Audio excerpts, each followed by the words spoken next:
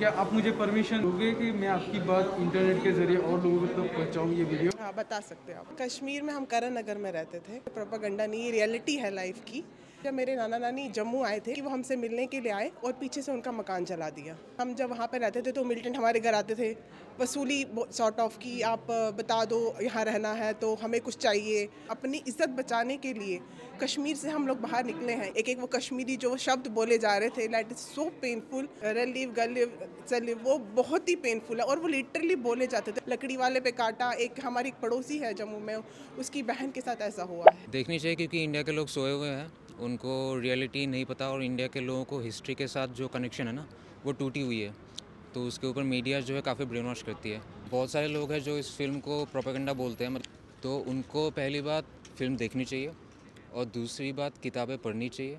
Shows us the side which we have not seen or heard before. So we have heard so much about the other parallel narrative. So this was something which was very new and not many people know about. The biggest injustice to this movie will be अगर कोई उसको religion के aspect से देखता है तो। लोग Germany में जैसे जहाँ पर हम हैं हॉलोकॉस्ट डे मनाते हैं, या जब आप बर्लिन जाते हो तो वहाँ पे बड़े बड़े म्यूजियम्स रखे हैं। क्या उन्होंने उनकी हिस्ट्री भूली? Why not us? ये भी तो इंसान है, हम भी तो इंसान है। प्रोपागेंडा फिल्म नहीं, ये रियलिटी है और रियलिटी कड़वी होती है। ठीक है।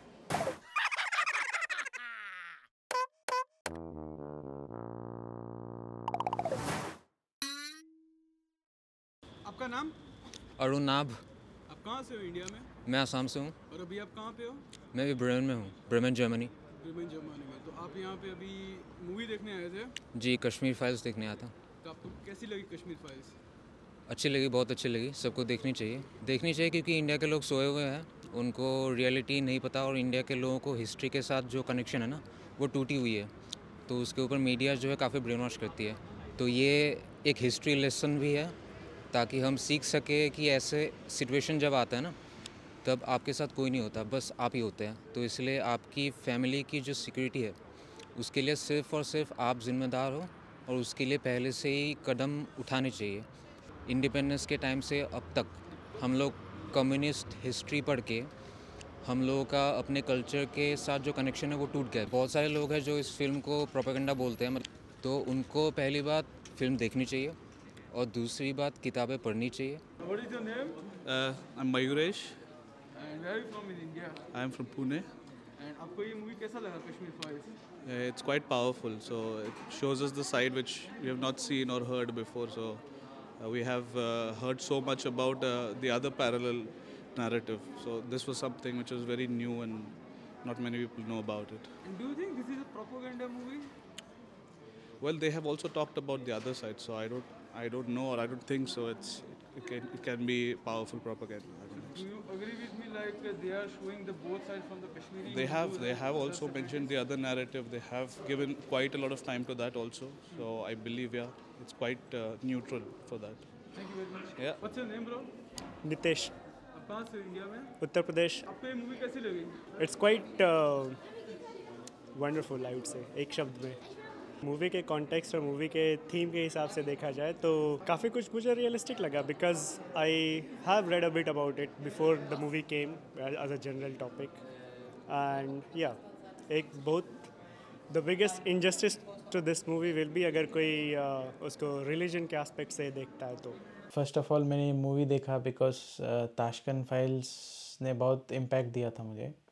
इवन दो मेरे कॉलेज में बहुत सारे लोग कश्मीर से थे, बिकॉज जैसे मूवी में भी बताया कि कहाँ से हो आप? महाराष्ट्र में बाबा साहेब ठाकरे ने कुछ रिजर्वेशन दिया था उनको एजुकेशन में।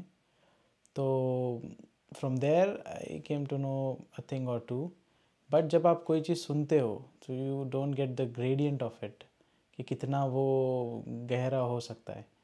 But the way he showed, जैसे उनका पिक्चराइजेशन था, जो चीज़ें उन्होंने दिखाई, जो फैक्ट्स उन्होंने बताए, वो बहुत मतलब दे वर वेरी मूविंग। क्या आप ये मूवी और लोगों को सजेस्ट करना चाहोगे? डेफिनेटली आज तो मैंने वो स्टेटस भी रखा because after a long time कुछ चीज़ें वर्थ इट लगी, बिकॉज ये हमारी हिस्ट्री है, इसको हम भूल नहीं सकते। और क्या आपको ये फिल्म प्रोपेगेंडा लगी?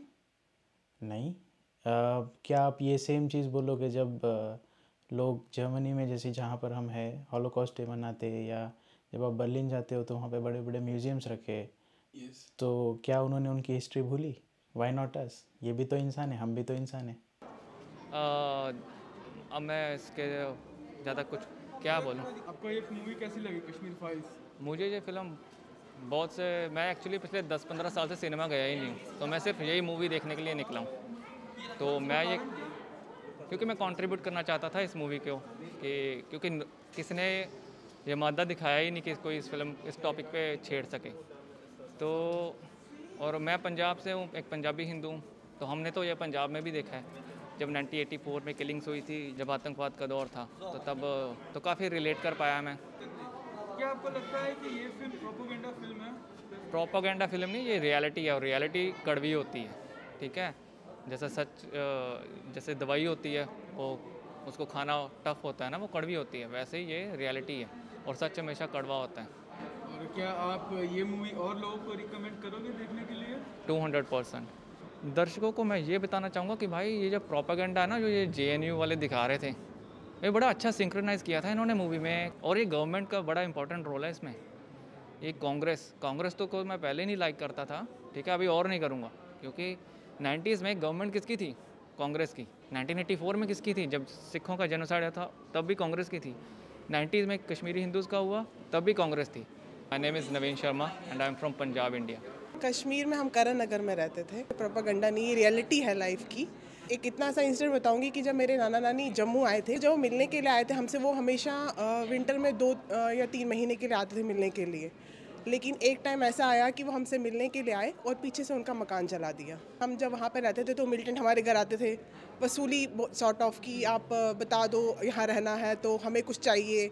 मेरे चाचा जी, मेरे ताया जी, सब लोगों ने फिर वो सब छोड़ दिया। फिर हम ऐसे ही किसी के क्वार्टर्स में रहते थे, मतलब जैसे किसी किराए पे रहते, कोई किसी का मकान जम्मू में मकान होता था, हम किराए पे रहते थे, कभी यहाँ कभी वहाँ। वो जो बाल साहब ठाकरे जी ने हमारे लिए मदद की महाराष्ट्र में, नेचुरली उससे हमें काफ़ी मदद मिली, हमें एजुकेशन मिली, हमने पढ़ाई की। तो नेचुरली एजुकेशन ही है जो हमको बाहर ले आई, वरना हम लोग आज कहीं स्टैंड नहीं कर पाते। और हर कोई कश्मीरी कहीं ना कहीं अपनी जगह एजुकेशन के थ्रू ही खड़ा है।